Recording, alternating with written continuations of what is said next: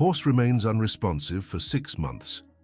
Until a boy says one word, Margaret Thompson watched the brown horse lying in the stable with a mix of frustration and worry. For exactly 6 months, the animal had remained in that apathetic state, unresponsive to any stimuli or commands from the stable hands. The situation with Thunder had begun when his previous owner vanished without a trace, abandoning the horse that now consumed resources without giving anything in return.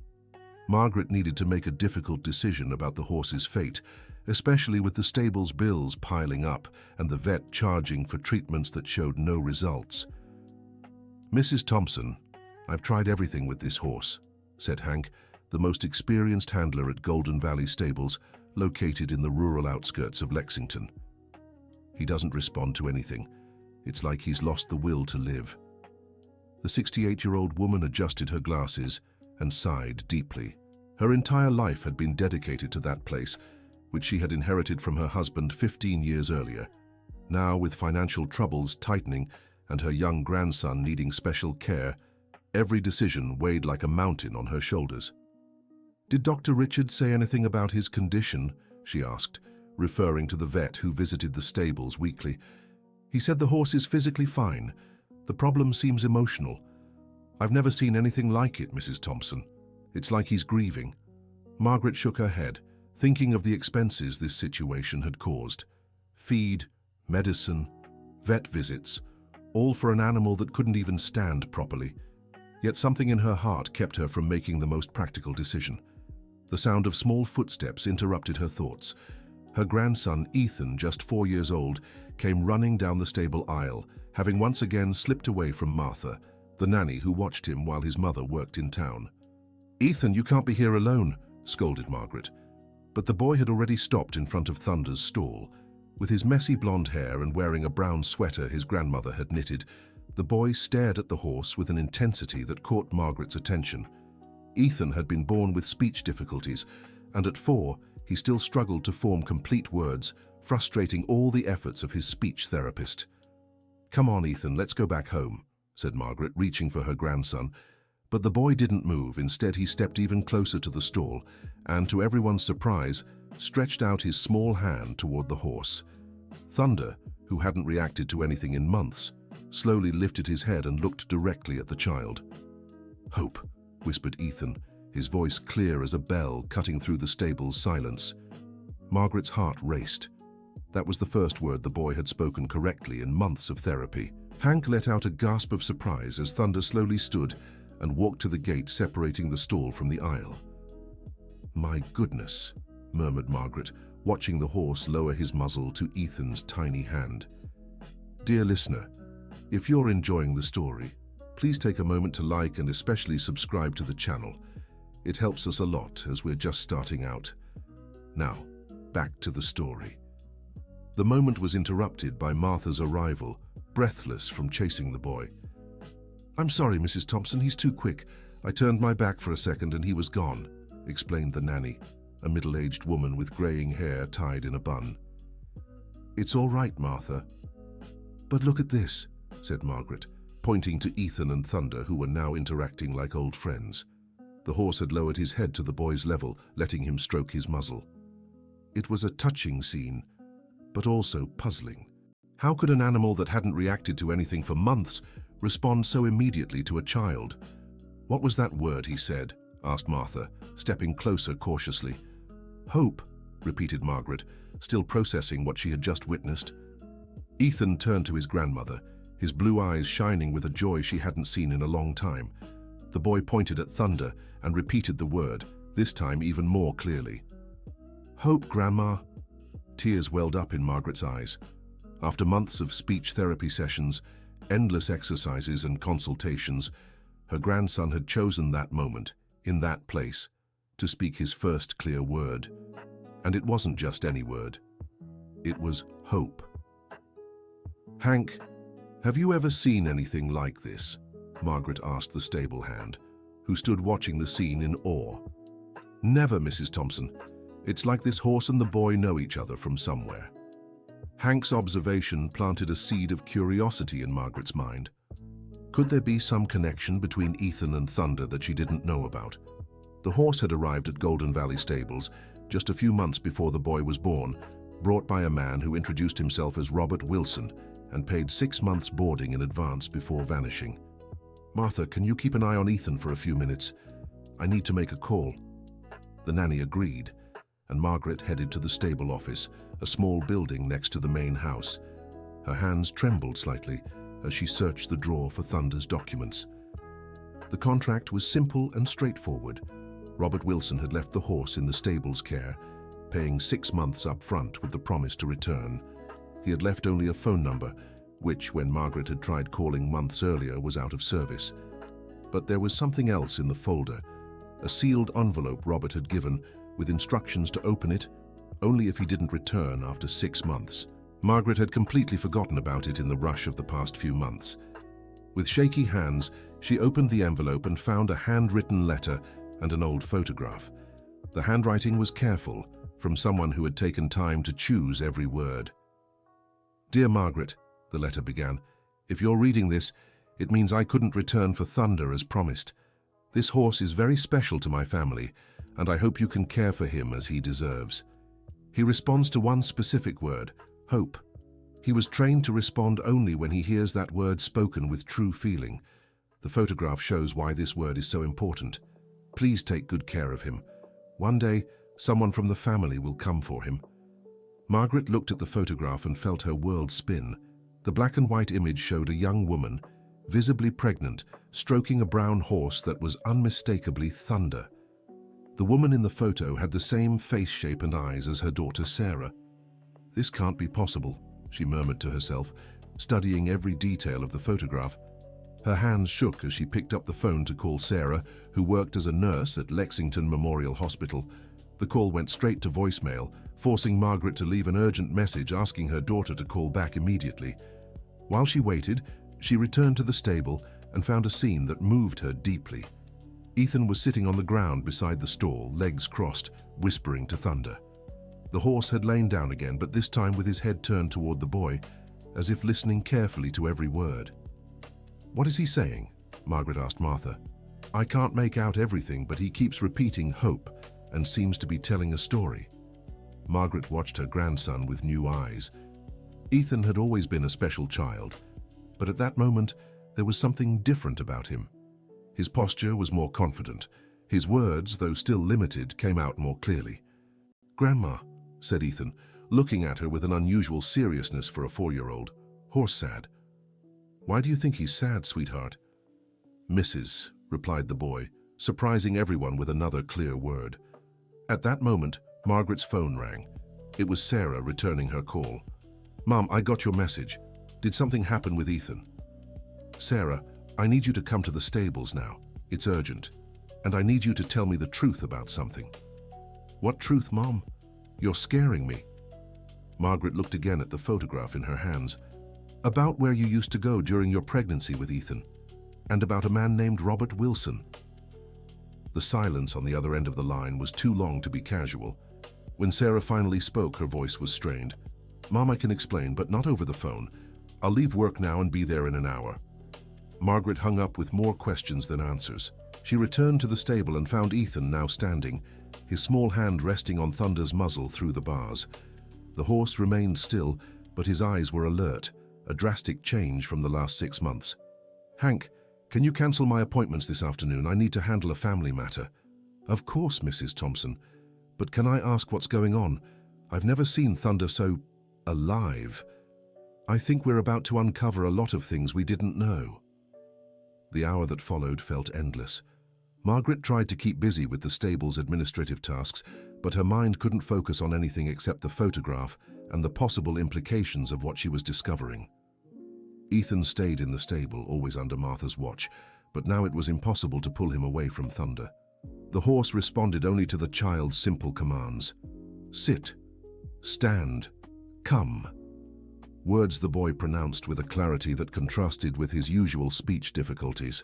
When Sarah finally arrived at the stables, Margaret immediately noticed the tension on her face. Her 35-year-old daughter had red eyes, as if she had been crying on the way. "Where's Ethan?" were Sarah's first words. "In the stable, with that horse we need to talk about." Sarah followed her mother in silence to where they found Ethan sitting on the ground, literally talking to Thunder. The horse was lying outside the stall, something that hadn't happened in months. "My God," Sarah whispered, covering her mouth. "So you recognize him?" Sarah nodded slowly, tears beginning to stream down her face. "Mom, I can explain everything. But first, I need to know how Thunder got here." Margaret handed her the letter and the photograph. Sarah read in silence, her tears falling onto the paper. "Robert Wilson was my cousin on my father's side. Do you remember Dad had relatives in rural Kentucky?" Margaret nodded. Her late husband, Joseph Thompson, had been private about his family, and she only knew he had some distant relatives. "During my pregnancy, I was going through a really hard time. Ethan's father had left me, and I felt lost, unsure if I'd be a good mother." Sarah paused, watching her son interact with the horse. "I used to drive around aimlessly to clear my head. One day I got lost and stopped at Cousin Robert's farm to ask for directions. He welcomed me warmly, and when he found out I was pregnant and struggling, he invited me to come back whenever I wanted." "And you did?" "Many times. His ranch was a refuge for me, and Thunder, he was special. Robert told me he had trained the horse with emotional keywords, not just traditional commands. He said animals respond better when they feel truth in the words." Margaret was starting to understand the connection, but there were still missing pieces in the puzzle. "What was the relationship between you and the word hope?" Sarah smiled through her tears. "Throughout my pregnancy, I would tell Thunder about my fears of becoming a mother, and he always comforted me, as if he understood. Robert taught me that the word hope was the key to calming the horse when he got agitated. He said his grandfather had trained the horse that way, using words that represented true feelings. But why did you never tell me about these visits? Because I knew you'd disapprove. You've always been so strict, Mom. And I was in a vulnerable place. I needed that refuge." Margaret felt a pang of guilt. It was true she had always been demanding and controlling, traits that had intensified after losing her husband. "And what happened to Robert?" "I don't know. The last time I saw him right before Ethan was born, he said he needed to sort out some family issues and might have to travel. He said if anything happened, he'd make sure Thunder stayed safe." Dear listener, if you're enjoying the story, don't forget to like and especially subscribe to the channel. It helps us a lot as we're just starting out. Now, back to the story. The two women watched Ethan, who was now trying to teach Thunder simple tricks. The horse responded with endless patience, as if he understood he was dealing with a special child. "Mom, there's something else you should know," Sarah said, her voice growing tense. "Robert mentioned a family inheritance. He said there were old documents that complicated the situation with his ranch." "What kind of documents?" "Something about land that belonged to Dad's family. Robert believed our family had a right to part of the property, but the documents were lost during a family dispute decades ago." Margaret felt a chill down her spine. Her husband had vaguely mentioned issues with family inheritance, but always changed the subject when she pressed for details. "Do you think this inheritance has anything to do with what's happening now?" "I don't know, Mom. But Robert seemed really worried the last time I saw him. He said powerful people didn't want certain truths to come out." Just then, Martha approached the two women. "Excuse me, Mrs. Thompson, but there's a man at the gate asking about the horse. Says he's here to make an offer." Margaret and Sarah exchanged worried glances. "What kind of man?" "Well-dressed, driving an expensive car. Said he heard you had a troubled horse and that he could help resolve the situation." "We're not selling any horse," Margaret said firmly. "Maybe I should go talk to him," Sarah suggested. "It might be better if you stay here with Ethan." But when they reached the ranch gate, the man was already gone. He'd left only a business card with the name William Parker, Rural Ventures, and a phone number. "How strange," Sarah remarked. "How did he even know about Thunder?" "That's a question I'd like answered." Back at the stable, they found a troubling scene. Ethan was crying, and Thunder seemed agitated, pacing back and forth in his stall. "What happened, Martha?" "I don't know, Mrs. Thompson. They were fine, but suddenly the boy started crying, and the horse got nervous." Sarah rushed to her son and scooped him up. "What's wrong, sweetheart? What happened?" bad man, Ethan said, surprising everyone with another clear phrase. Take horse. Margaret shuddered. How could a 4-year-old know about the man's visit? Ethan, what man? Sarah asked gently. Bad man. Found horse, the boy repeated, pointing toward the gate. The two women exchanged alarmed glances. Could Ethan have noticed something they hadn't? Mom, I think we should take this seriously. Children sometimes sense things adults miss. Margaret agreed, but a new worry crossed her mind. If people were interested in thunder, maybe the situation was more complicated than they'd imagined. Sarah, I need you to tell me everything you know about this family inheritance. I think it might be connected to the sudden interest in thunder. Okay, Mom, but let's go home. I think Ethan needs a calmer environment. No, Ethan said firmly, surprising them both with his determination. Stay with horse. It was remarkable how Thunder's presence was positively influencing the boy's speech. In just a few hours, he'd spoken more clearly than in months of therapy. All right, sweetheart, but let's sit on the porch. We can still see Thunder from there. The main house porch at Golden Valley Stables offered a wide view of the barns. It was where Margaret usually had her morning coffee, watching the horses and planning the day's activities. Settled comfortably, Sarah began sharing all she knew about the family history. Dad told me some things when I was older. His family owned several farms in the Lexington area in the early 1900s. The land was very valuable, especially because of the soil quality for coffee planting. Margaret listened intently, holding Ethan in her lap as he kept pointing at Thunder, who grazed peacefully near the barn. But there was a fight between the brothers over dividing the land when our great-grandfather passed. Dad said some important documents were lost or hidden during the confusion. And Robert believed those documents still existed? Yes. He said he'd spent years researching our family history and was sure our share of the inheritance was never officially transferred to the other heirs. That would mean that we still have legal claim to a significant portion of land in the region, including some properties now worth millions.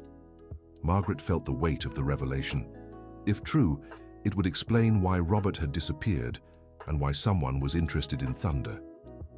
But what's the connection between the horse and this inheritance? Robert mentioned Thunder belonged to our great-grandfather. He was a special lineage horse, trained uniquely. He believed the horse could be the key to proving our ties to the original family. How could a horse prove that? I don't know exactly, Mom. Robert was very secretive about the details. He said when the time was right, everything would become clear. Ethan, who had been quiet in his grandmother's lap, suddenly pointed toward the stable gate. Bad man back, he said clearly. Margaret and Sarah looked where he pointed and saw the same luxury car that had been at the gate earlier. This time, two men stepped out. Martha, could you take Ethan inside? Margaret asked, standing up. No, Grandma, stay, the boy insisted. He's better off with us, Mum. I think he's sensing something we don't understand. The two men approached the porch. The taller one, who must have been William Parker, wore an expensive suit and carried himself with a confidence Margaret didn't trust. The other was younger, but there was something threatening in his eyes. Good afternoon, ladies. I'm William Parker. I've come to make a business proposal that I believe will benefit everyone. I've already said we're not selling any horses, Margaret replied firmly. I understand your position, ma'am, but I don't think you realize the true value of the animal you have on your property. Sarah instinctively pulled Ethan closer to her. What value would that be?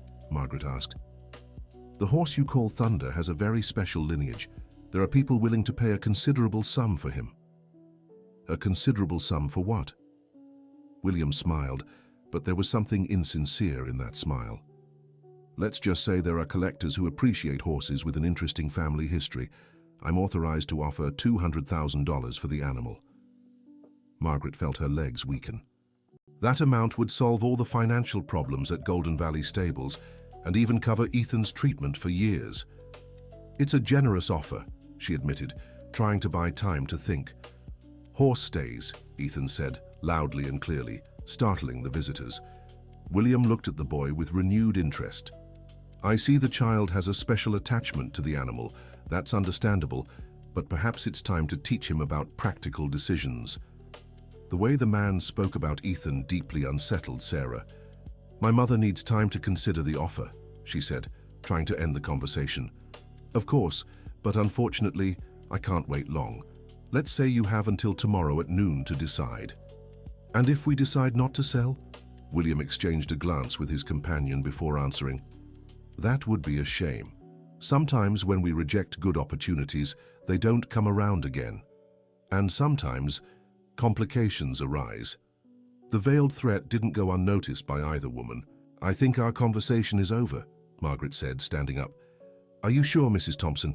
$200,000 is a lot of money, especially for someone facing financial difficulties." How did he know about the stable's financial troubles? Margaret felt a wave of anger mixed with fear. "Please leave our property, as you wish. But remember, until tomorrow at noon." The two men left, but William stopped halfway and turned back to them. "Oh, and it might be interesting if you look deeper into the horse's history. Maybe then you'll understand why he's so valuable." After the visitors left, the three of them stood in silence for a few minutes.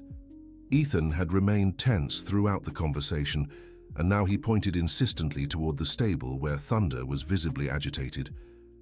"Mum, I think we need to find out the truth about this inheritance," Sarah said. "I agree, but how?" Robert mentioned keeping important documents in a safe place. He said if anything ever happened to him, I'd know where to look. "And do you?" "I think so. He always talked about the importance of family memory, especially with horses. He said animals carry the memory of the families who raised them." "That sounds very mystical, Sarah." "Maybe, Mum, but Robert was a very practical man. If he said it, it must have a literal meaning." Ethan climbed down from his grandmother's lap and ran toward the stable. This time, neither Margaret nor Sarah tried to stop him. There was something in the boy's determination that convinced them he knew exactly what he was doing. When they reached the stable, they found Ethan standing in front of an old photo hanging on the wall, one Margaret had ignored for years, thinking it was just part of the rustic decor. "Grandma, look," Ethan said, pointing at the photograph. It was a sepia-toned image of a middle-aged man standing beside a horse. On the back, in faded handwriting, it read, "Joseph Thompson and Thunder, 1952. Sarah covered her mouth with her hands. "Mum, is this Dad when he was young?" Margaret studied the photo carefully. There was an undeniable resemblance, but how was this possible? Her husband had never mentioned owning a horse named Thunder. "This doesn't make sense. Your father never told me about this horse." "Maybe he had his reasons not to," Ethan said, now standing inside Thunder's stall. The horse had lowered his head to the boy's level, and once again the two seemed to be having a silent conversation. "Hope, Thunder," Ethan murmured, stroking the horse's muzzle. "Good grandpa." The word grandpa sent a shiver through Margaret. How could Ethan know about a connection between Thunder and his grandfather? "Sarah, I think we need to look for more photos or documents your father might have left behind. There could be things we don't know." "I agree, Mom, but first let's make sure Ethan is safe." "I didn't like those men at all. They won't do anything in broad daylight, but at night I'll stay here at the stables. I won't leave Ethan or Thunder alone." Margaret felt an unexpected surge of pride for her daughter. Sarah had always been brave, but motherhood had revealed a strength she hadn't known before. "Then let's prepare. Martha can help keep watch while we search for answers." The rest of the afternoon was spent carefully going through Joseph's belongings. In the attic they found boxes untouched for years, filled with old photographs, letters, and documents. One box held a surprise that left them speechless, a detailed journal about horse breeding, handwritten by Joseph himself. The first pages, dated 1950, spoke of special training techniques using emotional commands. "Look at this, Sarah," Margaret read aloud. "Today I began training Thunder with the technique I learned from my grandfather. The horse must respond not just to commands, but to the true feelings behind the words. The key word will be hope, because that's what this animal represents for our family." "Mum, does that mean the Thunder today is descended from Dad's horse? Or maybe it's the same horse. How long do horses live?" "Up to 30 years, sometimes more. If the photo is from 1952 and this horse was young, he could still be alive today. The possibility that Thunder might be the same horse that had once belonged to her husband left Margaret both moved and confused. Why had Joseph never told her? As they kept reading, they found answers to some of their questions. I had to give Thunder to my cousin Robert today. The family fights over the inheritance are getting dangerous, and I need to protect my side of the family. He promised to take good care of him, and that one day, when things settled, we could reunite. I hope my future generations will meet this special horse who means so much to our history. So Dad knew Thunder might return one day, Sarah whispered, and Robert kept his promise to care for him all these years. But why didn't Dad ever tell us? Margaret kept flipping through the journal until an entry made her freeze. Sarah, listen to this. The people trying to take our land won't give up easily. They know Thunder is living proof of our connection to the original property. His grandfather registered the horse in official documents as part of the inheritance, and this could be used to prove our rights. That's why I must keep him safe. So Thunder isn't just a horse. He's legal evidence. That would explain why those men are so interested in him. They don't want to buy him, they want to eliminate him as proof. The two women exchanged glances, realizing the gravity of the situation. It wasn't just a generous offer for a horse, it was an attempt to erase evidence of $1 million inheritance. Mom, I need to call Robert. Maybe he can help us. But you said he disappeared. Yes, but Robert gave me an emergency number. He said to use it only if Thunder was in real danger. Sarah grabbed her phone and dialed a number she had memorized years ago. After a few rings, a man's voice answered. Robert, it's Sarah, Joseph's daughter. Sarah, thank God. I've been waiting for your call. Robert, where are you? What's going on? I'm hiding, cousin. The people who tried to steal our inheritance decades ago found out I was investigating the original documents. I had to leave home in a hurry. They came here today, offered $200,000 for Thunder. Don't accept any offers, Sarah. That horse is worth far more than money. He's the key to reclaiming what was always rightfully ours. How? The horse was registered by our great-grandfather as family heritage in the original inheritance documents. As long as he's alive and can be identified through his special lineage, we can prove our connection to the land. What special lineage? Thunder has a unique mark, a small star-shaped spot on his left hind leg. That mark is documented in the old records as a distinguishing feature of the Thompson family horses. Sarah looked at her mother with wide eyes. Robert, do the documents still exist? They do, but they're hidden. I left them in a safe place before I had to run. The problem is, I can only retrieve them when I'm sure you and Thunder are safe. How can we protect ourselves? First, don't leave the horse alone for even a minute. Second, document everything. Take photos of the mark on his leg. Record videos of how he responds to the family's traditional commands. Third, if possible, move him to a safer location. Robert, there's something else. My son, Joseph's grandson, has a special connection with Thunder. The horse only started responding again when he showed up. The silence on the other end was long. Sarah, how old is the boy? 4. Why? Joseph always said our family horses recognize future generations. It's like they have an emotional memory passed from father to son. That sounds very far-fetched. I thought so too, cousin. But after seeing how Thunder reacted when you visited the farm during your pregnancy, I started believing there's something special about the connection between our family and these animals. Sarah looked out the window and saw Ethan playing with Thunder under Martha's watch. The boy had built a small pile of hay and was teaching the horse to jump over it, something that seemed absurd, but the animal did with endless patience. Robert, can you come here? It's not safe, Sarah. They must be looking for me, but I'll try to reach you in the next few days. In the meantime, stay alert and don't trust anyone who shows excessive interest in the horse. What if they come back with more pressure? Document everything. Record conversations if possible. And if you feel you're in real danger, leave the house and go to a public place. After hanging up, Sarah told her mother everything. The two decided they had no choice but to face the situation head on. Let's check if Thunder really has that mark Robert mentioned, said Margaret. In the stable, they carefully approached the horse. Ethan was now sitting beside the animal, both seeming to rest after their play. Ethan, Grandma needs to look at Thunder's little leg, okay? The boy nodded and whispered to the horse, who immediately stood up and allowed Margaret to examine his left hind leg. There it was, a small, natural, star-shaped mark, exactly as Robert had described. "Mom, this is real," whispered Sarah. "Everything Robert said is true. Then we need to document everything before it's too late." They spent the next hour photographing and filming Thunder from every angle, paying special attention to the distinctive mark. Ethan participated eagerly, showing how the horse responded only to his commands and the word hope. Dear listener, if you're enjoying the story, don't forget to like and especially subscribe to the channel. It helps us a lot as we're just starting out. Now, back to the story. When night fell, Margaret made a decision that surprised her daughter. "Sarah, we're sleeping in the stable tonight. We can't leave Thunder alone." "Mum, it's not safe to sleep in the stable with Ethan." "It's safer than leaving Thunder unprotected. If they take the horse, we lose our only proof of the inheritance." Sarah knew her mother was right.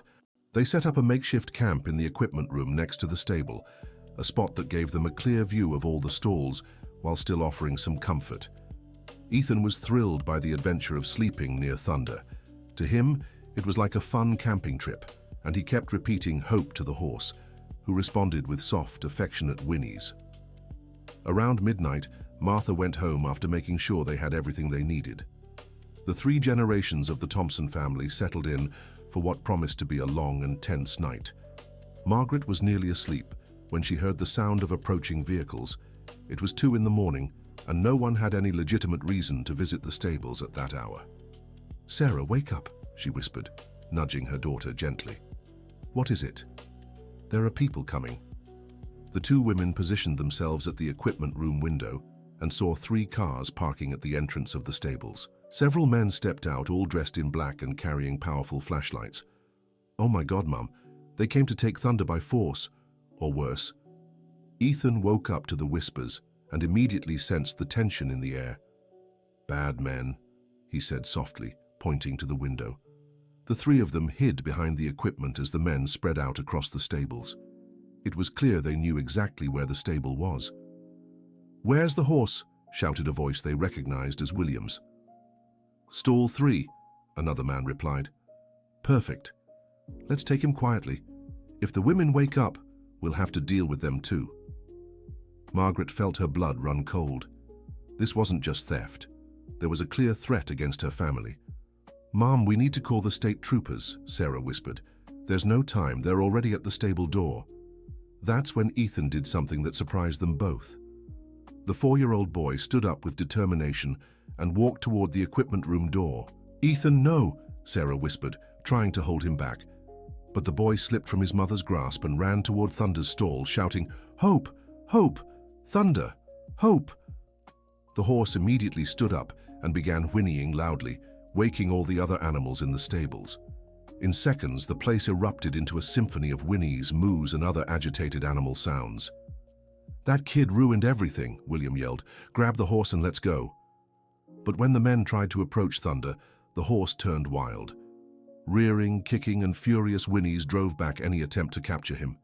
It was as if the animal was protecting Ethan, who stayed by his side, repeating the word hope. "We can't get the horse with that boy there." "Then get the boy out of the way." Sarah couldn't stay still when she heard the threat against her son. He ran out of the equipment room shouting, "Get off our property. We've already called the police."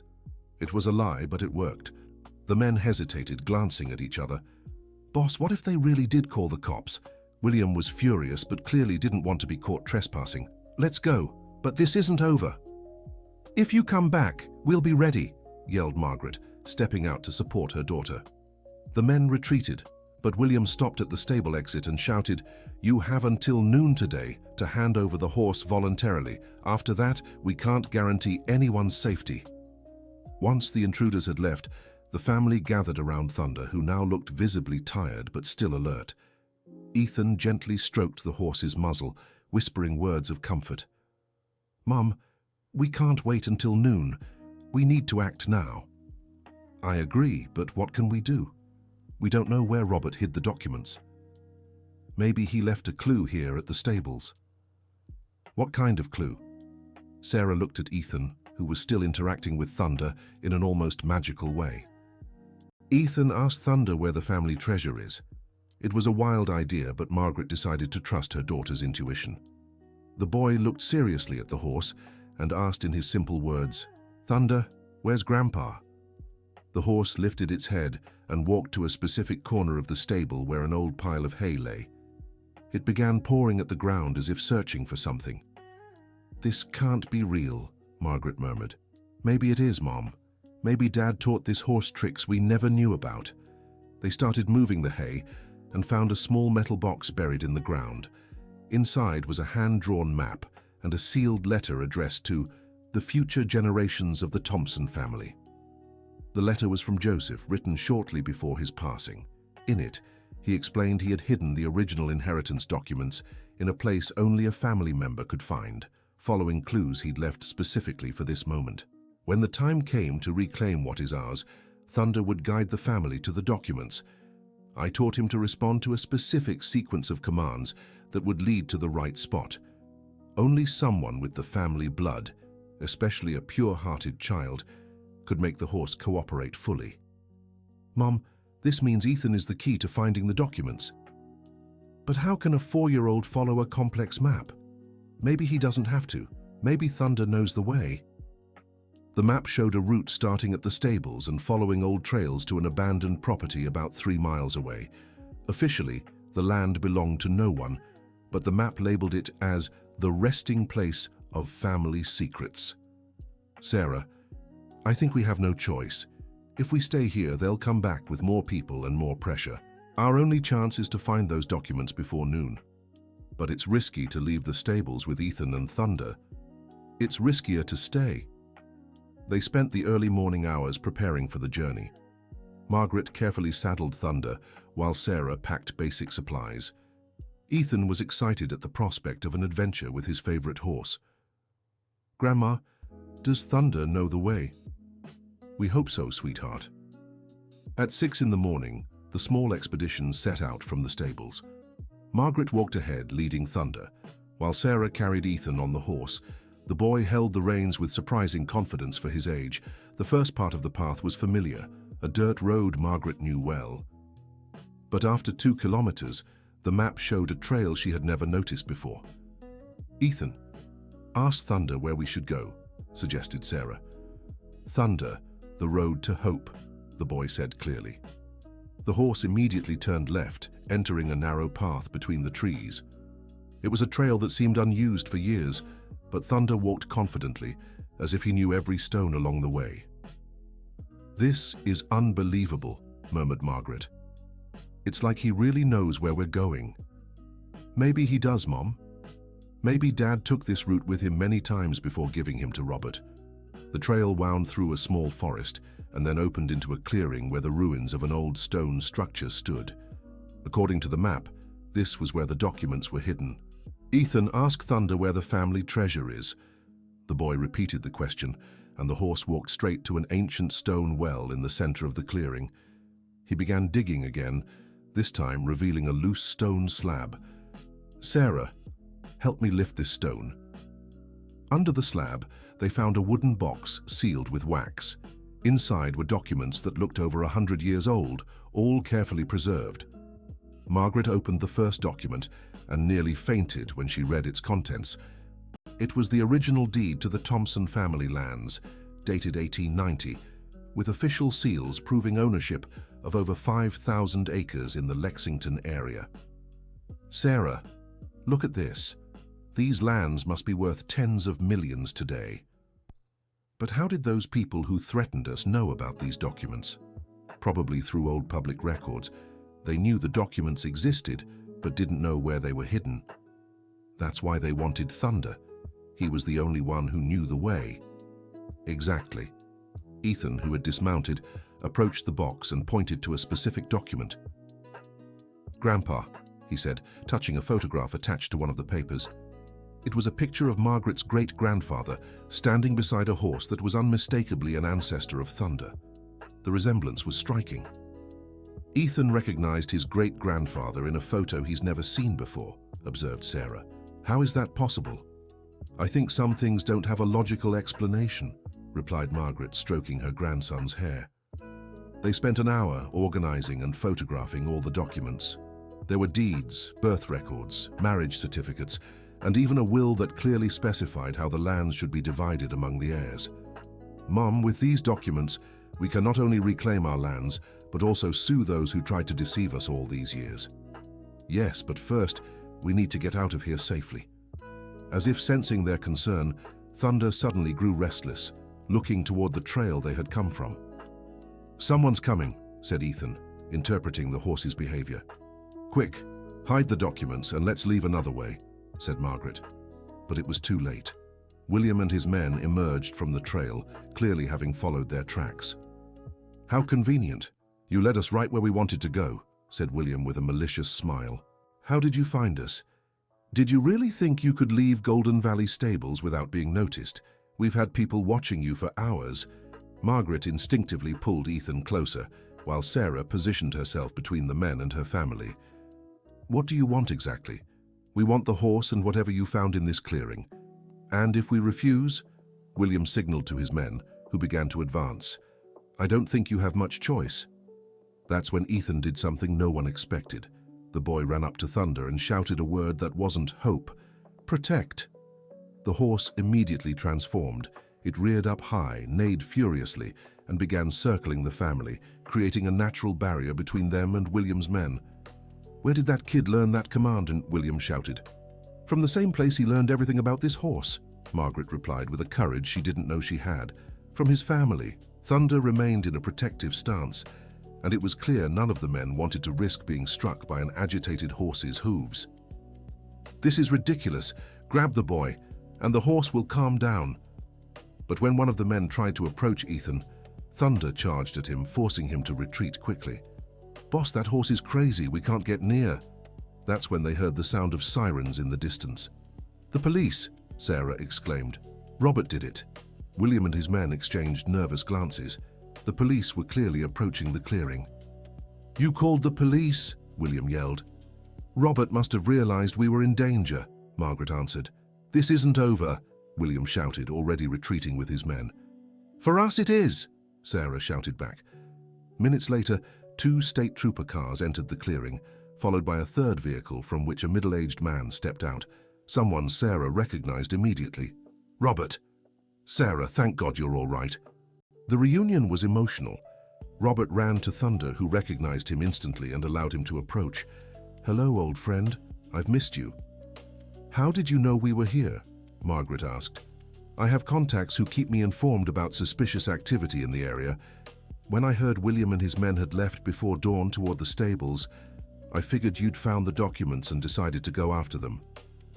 And you tracked our location. It wasn't hard. There's only one trail leading to this spot, and Joseph brought me here many times when we were young. The troopers approached to take statements, but Robert reassured them, explaining that William and his men were known to the police as part of a scheme for illegal land grabs. They'll be found and arrested, the sergeant in charge assured, and you won't have to worry about threats anymore. What about the documents? Sarah asked. With those documents, you can sue not just William but the entire network of people who illegally took your family's land over the decades, Robert explained. Does that mean we'll really get our inheritance back? It means you'll become one of the wealthiest families in the region, Robert said with a smile.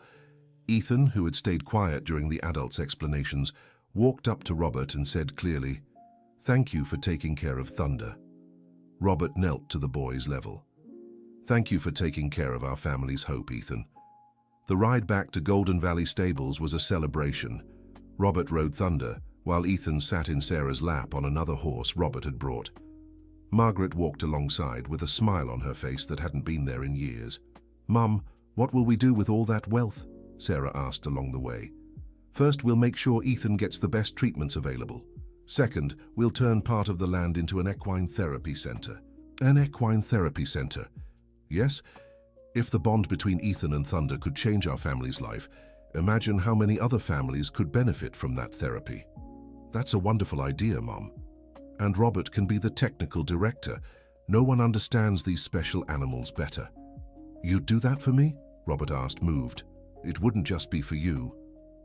It would be for all the children who need hope. When they arrived at the stables, they found Martha waiting anxiously for news. The nanny rushed to hug Ethan, who looked visibly tired but happy. "How was the adventure, my little hero?" "Brave Thunder, protected family," Ethan replied proudly. "And you were very brave too, sweetheart," said Sarah, kissing the top of her son's head. The days that followed were a whirlwind of legal activity. With the help of lawyers specializing in inheritance matters, the Thompson family began the process of reclaiming their land. Police investigations revealed that William had been leading an organization that had illegally seized rural properties for decades, forging documents and intimidating rightful heirs. Many other families in the region discovered they had also fallen victim to the same scheme. "This is bigger than we imagined," the family's lawyer said during a meeting. "You're not just victims. You're the key to dismantling an entire criminal network." "Does that mean we'll get back everything that was ours?" asked Margaret. "Much more than that. With the evidence you've provided, you're also entitled to compensation for emotional damages and the profits these people made by illegally using your land." The initial estimate was that the family could recover over $20 million in land, plus additional compensation that could double that amount. But for Margaret, the most important value was seeing Ethan's speech improve rapidly. His connection with Thunder had unlocked something in the boy that even the best specialists hadn't been able to achieve. "Doctor, I've never seen such rapid progress," the speech therapist said during a follow-up appointment. "Ethan went from speaking single words to forming complete sentences in just weeks. Equine therapy has scientifically proven results," the doctor explained, "but Ethan's case is exceptional. The emotional bond he developed with the horse created a motivation that overcame all technical barriers. And can he keep riding Thunder? Not only can he should. I recommend making it a permanent part of his treatment." The news was met with joy by the whole family. Thunder wasn't just a special horse. He was now officially part of Ethan's medical care. 3 months after the events in the clearing, the Thompson family inaugurated the Hope Equine Therapy Center. The name had been Ethan's suggestion, as he now spoke clearly and had become something of a local celebrity. "Grandma, how many kids will come here?" Ethan asked during the opening ceremony. "Lots, sweetheart, and they'll all learn about hope from you and Thunder."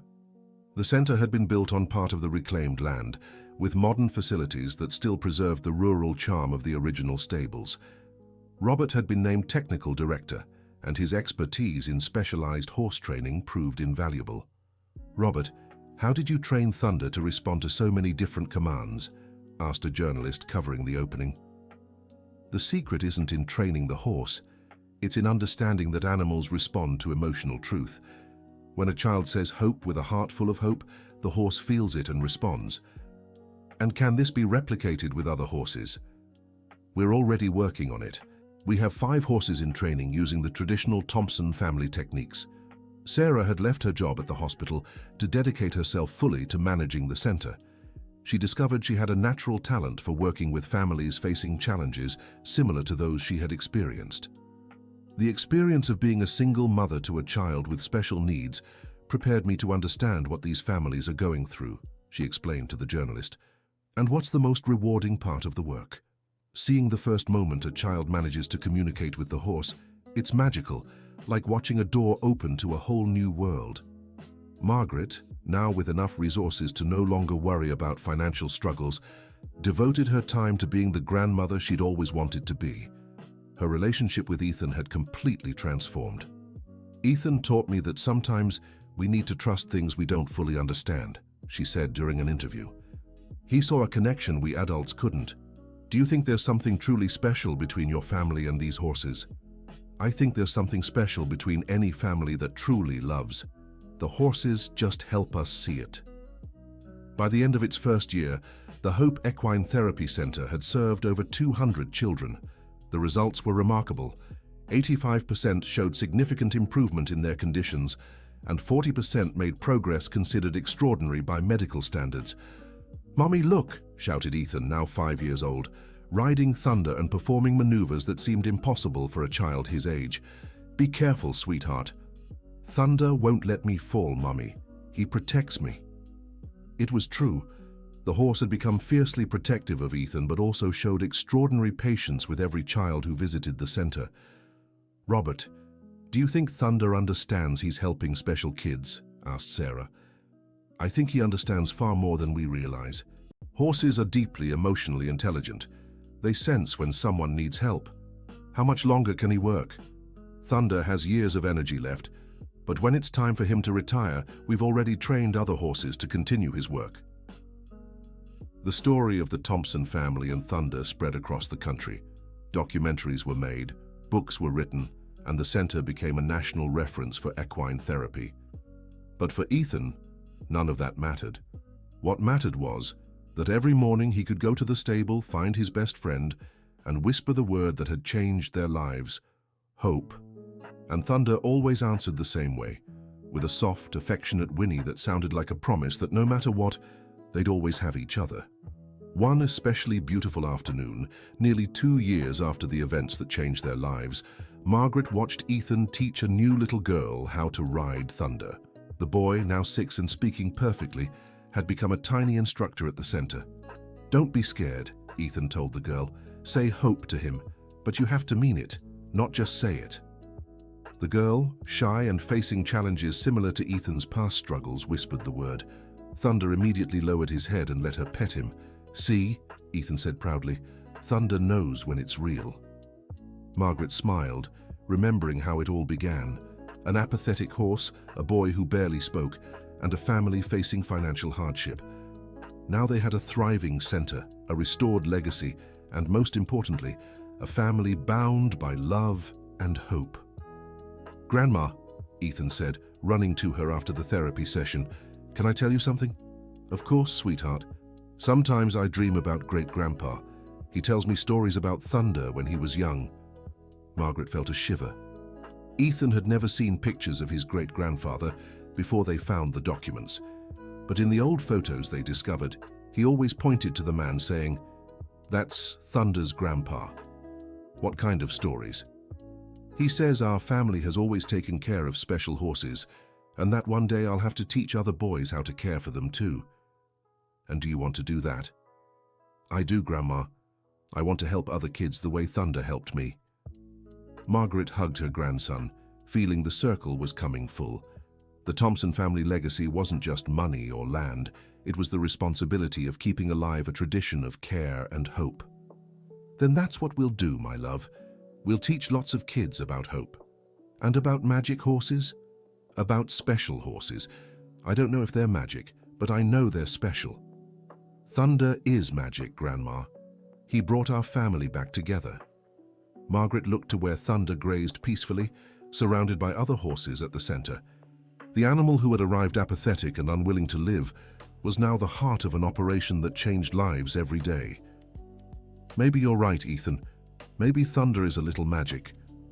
I know he is. And I'll take care of him forever. Forever is a long time, my love. Not for people in our family, Grandma.